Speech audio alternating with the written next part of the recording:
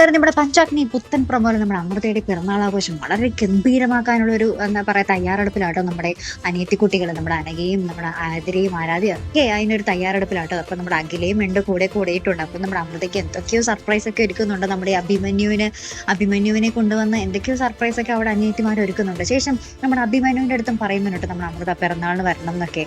അപ്പോൾ അപ്പുറത്താണെങ്കിൽ നമ്മുടെ കലാവധി അഭിമന്യുവിനെ കൊണ്ടുവന്നിട്ട് എന്തൊക്കെയോ അവിടെ ചതി പ്ലാൻ ചെയ്യുന്നുണ്ട്. നമ്മുടെ അഭിമന്യുവിനെ കൊണ്ട് എന്തൊക്കെയോ ചെയ്യിപ്പിക്കാനും അവിടെ ഒരു വലിയൊരു പരിപാടി നടത്താനൊക്കെ എന്താ പറയുക കലാവധി പ്ലാൻ ചെയ്യുന്നുണ്ട്. എന്തൊക്കെയോ ഒരു ചതി അവിടെ നടക്കാനും സാധ്യതയുണ്ട് കേട്ടോ.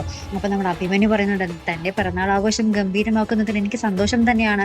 നമ്മൾ ഒരുമിച്ചായിട്ട് ആദ്യത്തെ തന്നെ പിറന്നാളാണ്, അത് അടിച്ചു പൊളിക്കാൻ വേണം. പക്ഷെ ഇതിനൊക്കെ ചുക്കാൻ പിടിക്കുന്നത് കലാവധിയാണെന്ന് അറിയുമ്പോൾ എനിക്ക് എന്തൊക്കെയോ ഒരു സംശയമുണ്ട് എന്നൊക്കെ പറയുന്നുണ്ട്. അതിനുശേഷം നമ്മുടെ അഭിമന്യു പോകുവാട്ടോ. അപ്പൊ നമ്മുടെ ബുള്ളറ്റിൽ കയറിയിരിക്കുക.